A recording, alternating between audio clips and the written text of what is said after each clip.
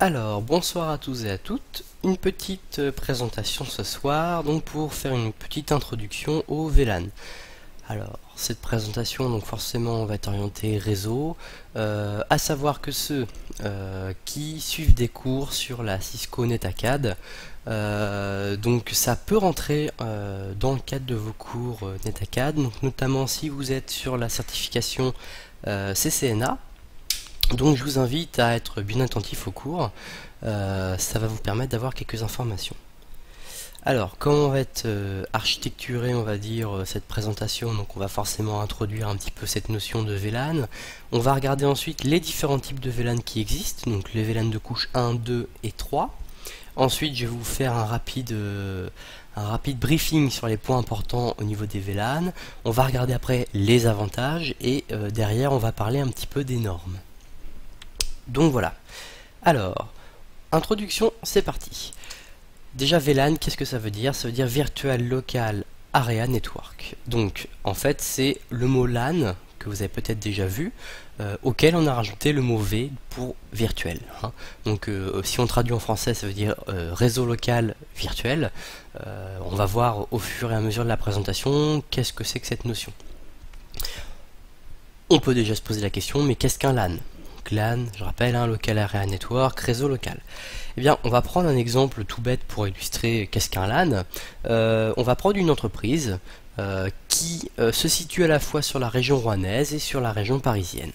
Donc vous voyez au milieu une sorte de nuage qu'on a marqué WAN, avec des sortes de petits éclairs donc, qui signifient les liaisons intersites. Et derrière, vous voyez deux gros équipements avec marqué Rouen et Paris. Donc ça, c'est l'entrée de votre réseau, donc le réseau de Rouen et le réseau de Paris.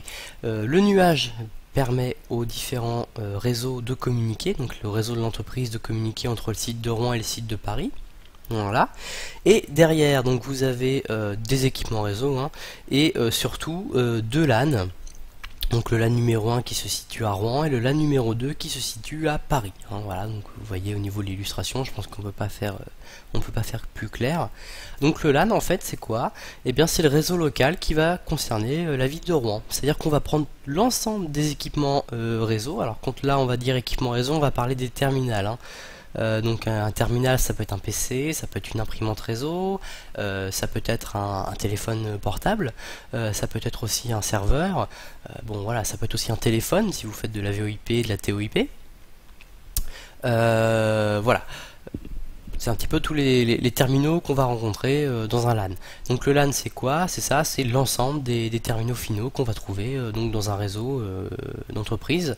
Donc le LAN a une signification physique. C'est-à-dire qu'on va prendre en compte la topologie physique, les contraintes qui vont être utilisées pour mettre en place des LAN, ça va être les contraintes de topologie physique. Alors qu'est-ce qu'on veut dire un petit peu par topologie physique et par contrainte? C'est par exemple un critère géographique. C'est-à-dire qu'un LAN va être accentué sur une région par exemple. Donc on va avoir un LAN à Rouen et on va avoir un LAN à Paris par exemple. On peut aussi avoir, imaginons que l'entreprise sur la partie Rouen possède plusieurs bâtiments, et bien on peut avoir un LAN par bâtiment. Et imaginons aussi que l'entreprise au niveau de Paris possède un immeuble, et bien on peut avoir un LAN par étage. Voilà. Donc ça c'est un petit peu tout ce qui est contrainte physique.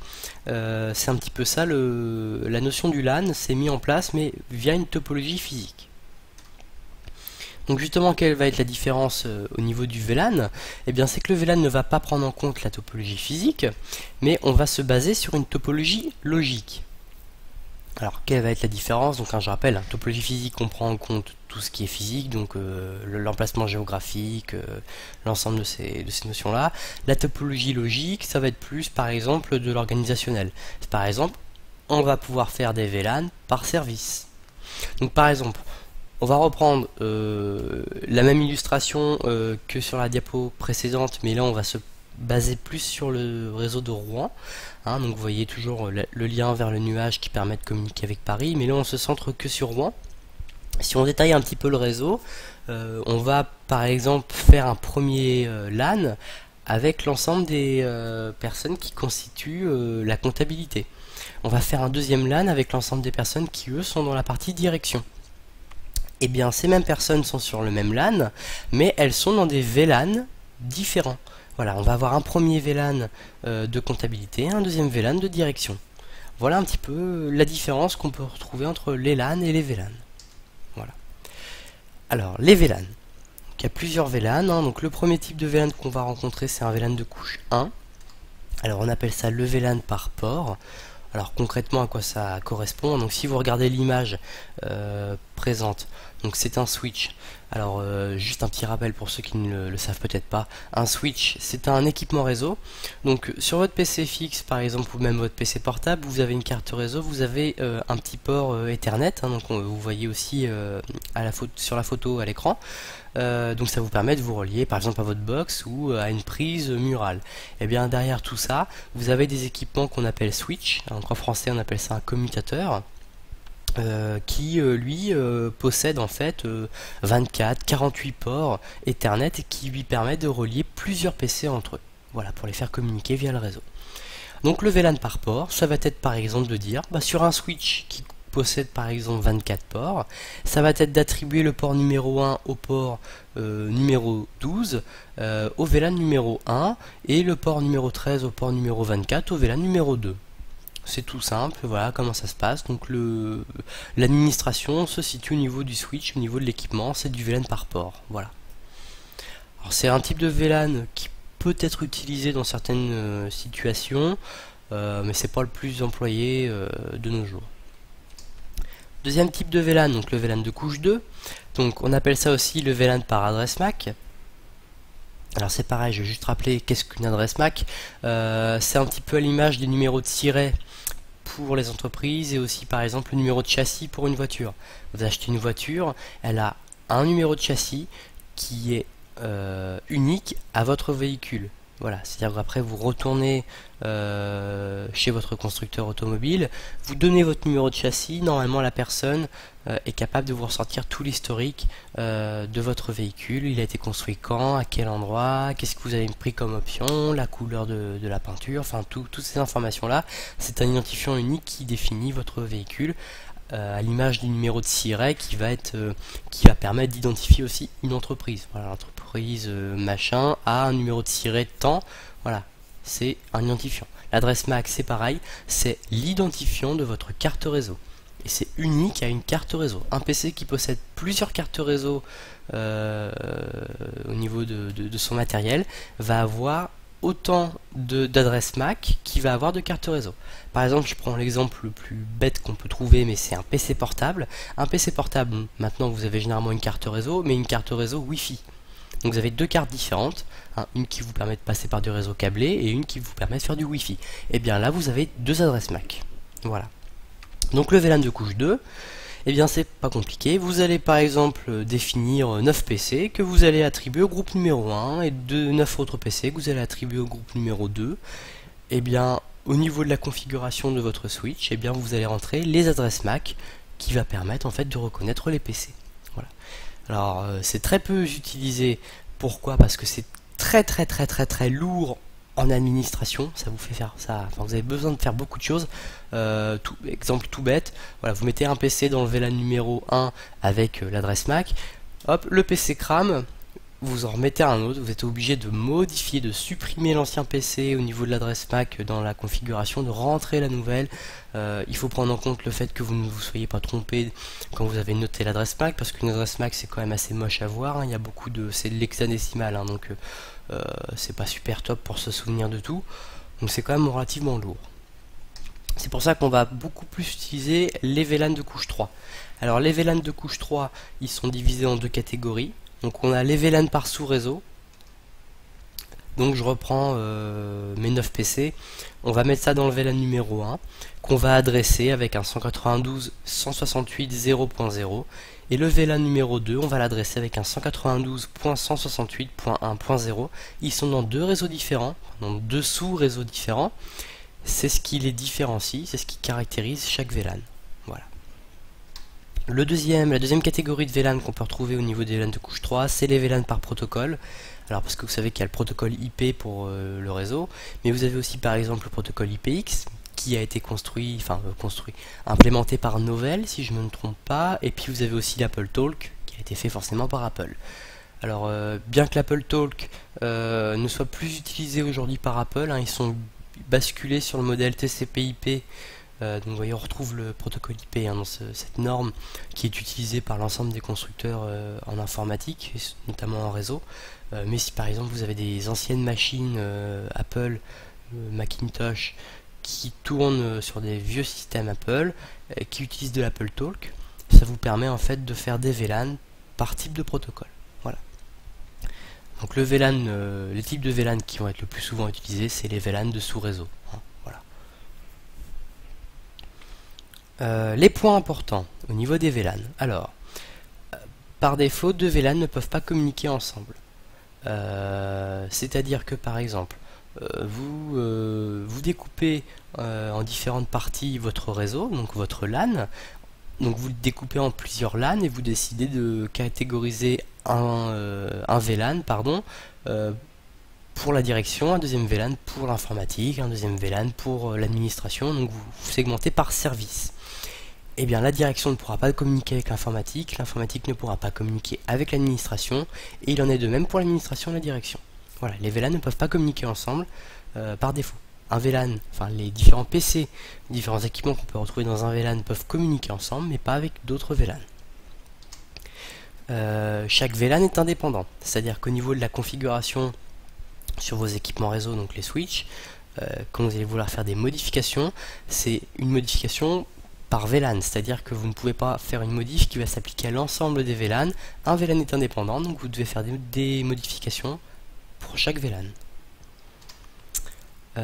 Chaque VLAN doit être adressé, donc ça c'est une convention. Donc c'est là que vous voyez qu'on utilise beaucoup les VLAN de couche 3 par rapport aux VLAN de couche 2 et de couche 1. Chaque VLAN doit être adressé, donc on doit lui fournir une adresse de réseau avec un masque de sous-réseau.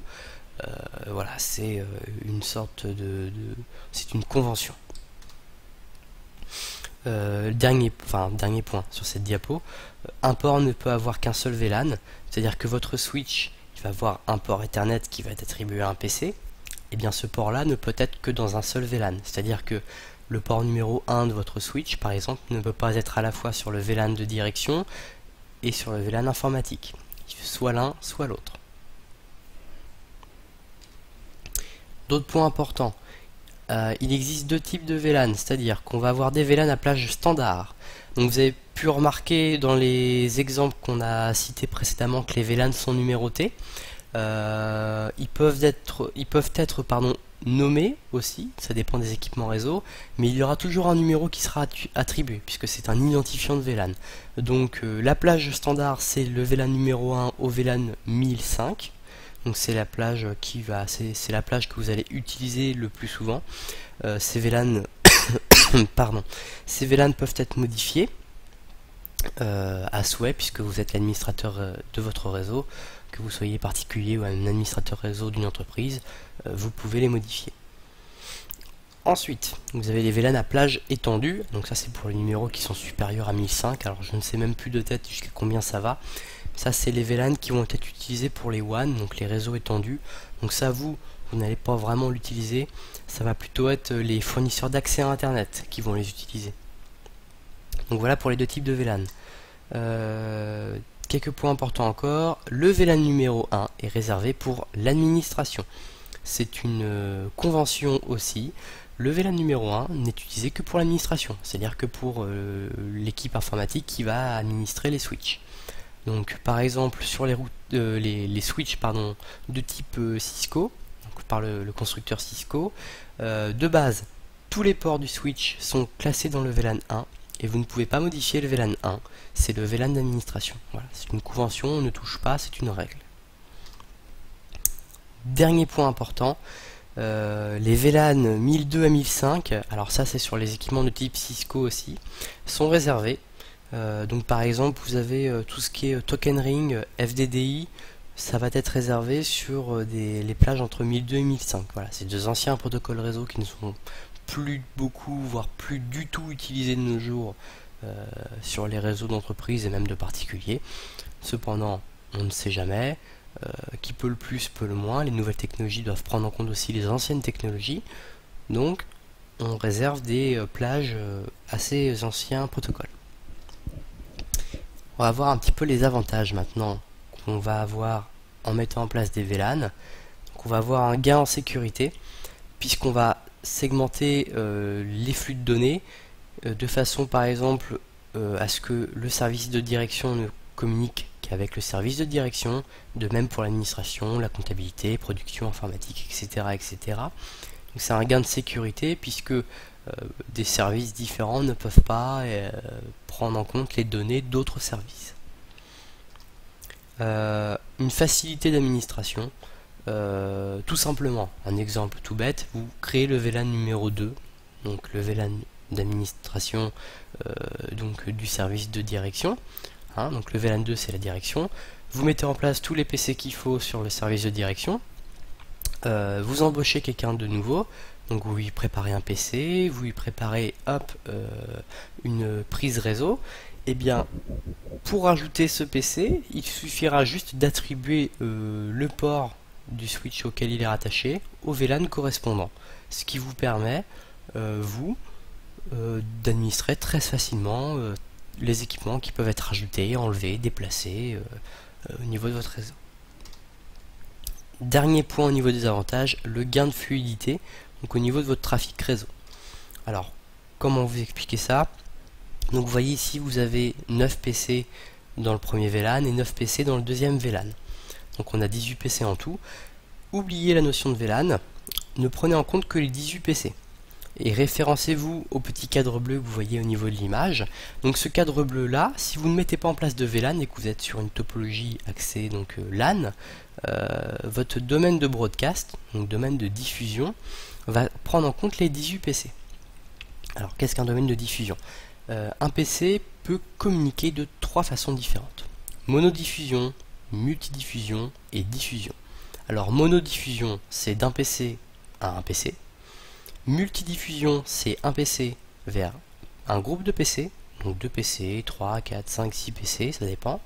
Et diffusion, c'est un PC vers le reste des autres PC qui sont dans son réseau.